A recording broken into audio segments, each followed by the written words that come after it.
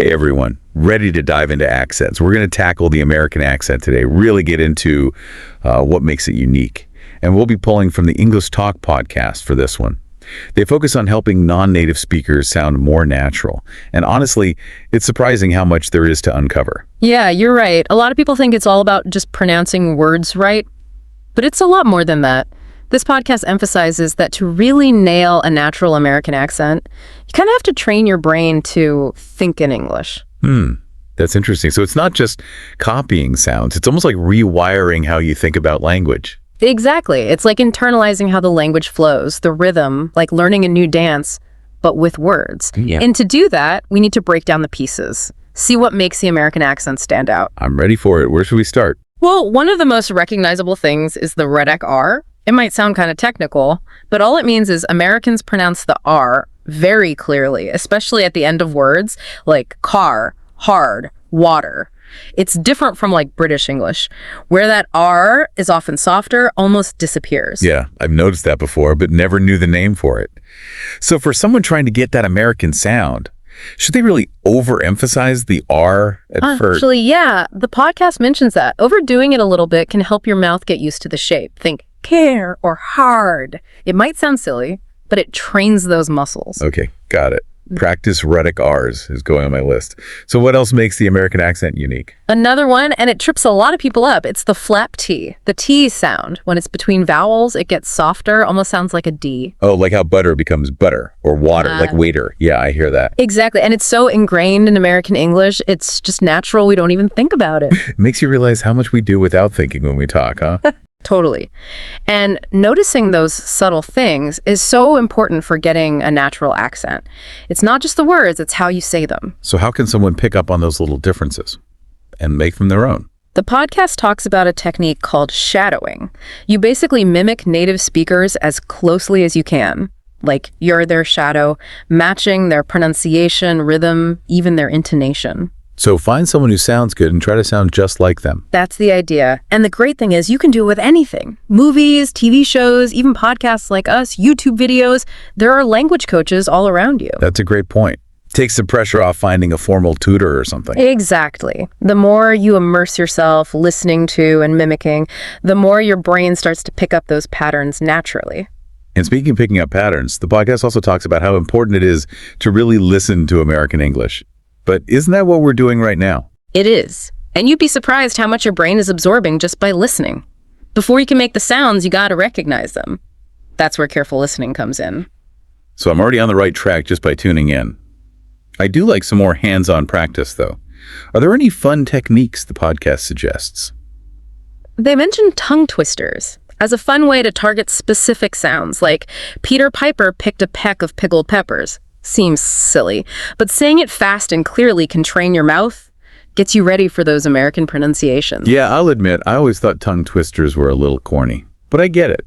It's like a workout for your tongue. You got it. It's building muscle memory, coordination, just as important for speaking as for anything else. Okay, I'm sold. Time to dust off my tongue twister collection. What about mistakes people make when they're trying to get the American accent? Does the podcast talk about that? They do. One common one is mispronouncing the TH sound. It's not a sound in a lot of languages, so people often use a D or a Z instead. So instead of this, it's dis, Yep. or that becomes zat. Right. The key is how you position your tongue. Tip of your tongue should lightly touch your upper teeth. Then you push air out to make that TH sound. Makes sense. I can see how that takes some practice. It does, but even small changes can make a big difference. Another common mistake is not connecting words naturally. So it's not just pronouncing each word right, it's how they all flow together in the sentence. Exactly. American English tends to link words, makes it smoother, more natural. Like, what are you doing? Often becomes, what are you doing? Or, I don't know, turns into, I don't know. I see the pattern. And those little connections really do make it sound more natural, less choppy. It's like the difference between playing individual notes on a piano versus letting them flow together into a melody. Connecting words smoothly is what gives American English that musical quality. I never thought of it that way. It makes me want to pay more attention to how Americans talk, not just what they're saying. That's a great takeaway. Because mastering the American accent is as much about listening and absorbing as it is about practicing specific sounds. It's about tuning your ear to the rhythm and the flow of the language. We've been talking about like mimicking and shadowing, but does that make you sound fake if you focus too much on the accent? That's a good question. A lot of people worry about that. The important thing is to remember, changing your accent isn't about erasing who you are. It's not about trying to become someone else. So it's not about getting some perfect textbook accent. Nope, not at all. It's about communicating better. Think of it like bridging a gap between your own language background and the way Americans speak.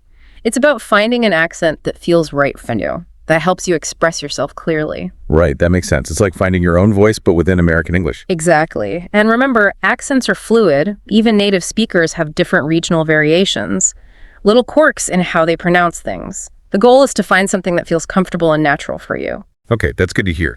So we've talked about individual sounds, how words flow together.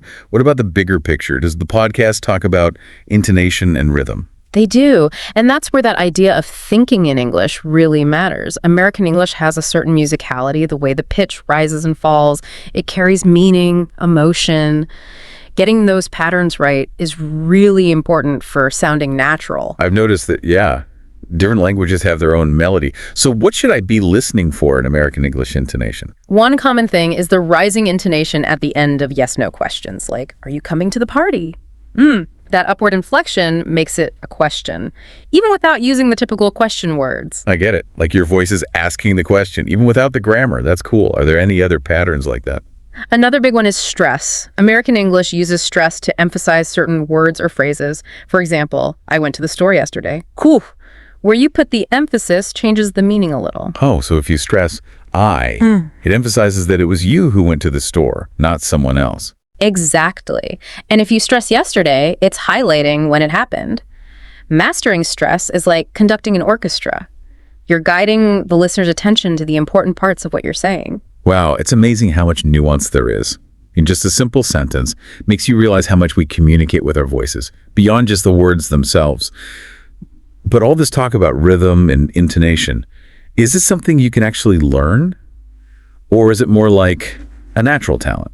Well, some people might have a better ear for it naturally, but anyone can improve their sense of rhythm and intonation with practice. The podcast suggests really paying attention to how native speakers talk, almost like you're studying a piece of music. So train your ear to hear those subtle ups and downs, those moments of emphasis. Exactly. And then you try to incorporate those patterns into your own speech. It's like learning a new dance move. Might feel awkward at first, but with practice, it becomes smooth and effortless. Makes sense. Like anything else, the more you practice, the more natural it gets. Are there any specific tips for practicing intonation and stress, besides just listening? The podcast recommends a technique called marking the text. You take a written passage and mark it up with symbols to show where the stress and intonation should go. So you're making your own pronunciation guide. Yeah, that's a good way to put it. Then you can practice reading it out loud, following your markings. It helps you become more aware of the patterns and train your voice to make them. That's a really practical tip. It's like giving yourself permission to play with the language, to try different ways of saying things. Exactly. And that playfulness is so important when you're learning. When you're curious, willing to experiment, you enjoy the process more and you make more progress. Learning a new accent is like going on an adventure. I like that. It's like exploring a new place, finding hidden treasures, discovering new ways to express yourself. Speaking of exploring, I'm curious about idioms and slang.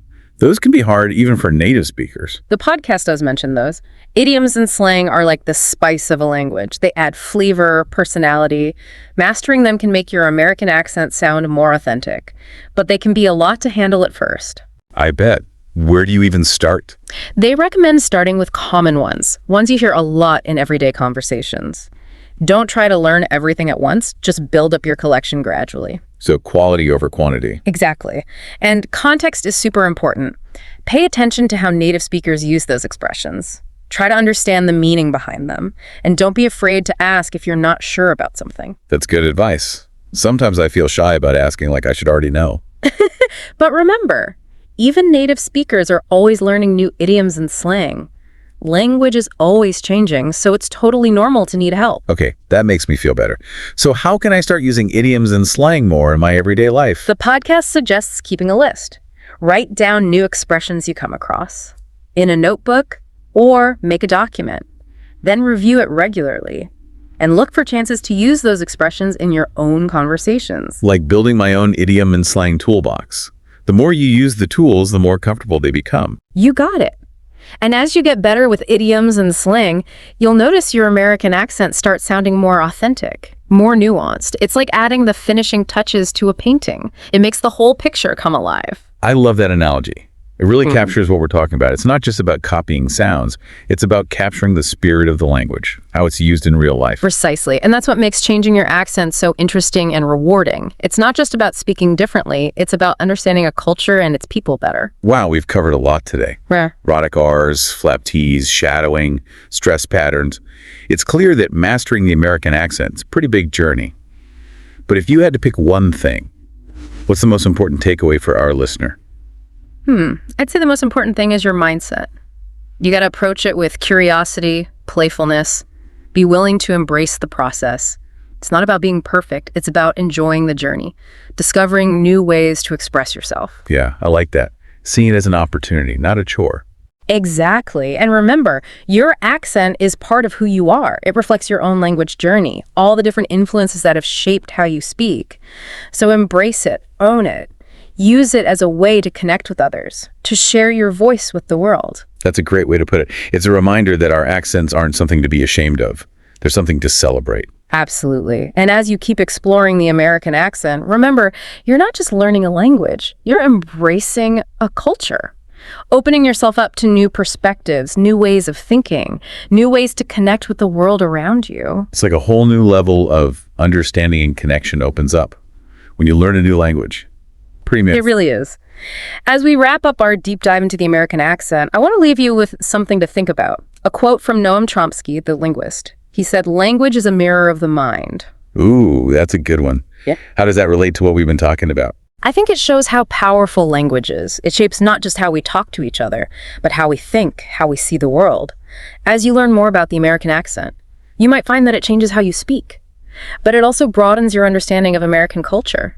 Maybe even influences how you think. That's really interesting. It's like learning to speak in a new way opens up new pathways in your brain to be ways to see and understand things. Exactly. That's what makes language learning so transformative. It's not just about new skills, it's about expanding your horizons, enriching your life. Well said. And for our listener, remember, this is just the start. Mastering the American accent is a journey full of discoveries, challenges, and rewards. Embrace it, have fun, and never stop exploring the world of language. Until next time.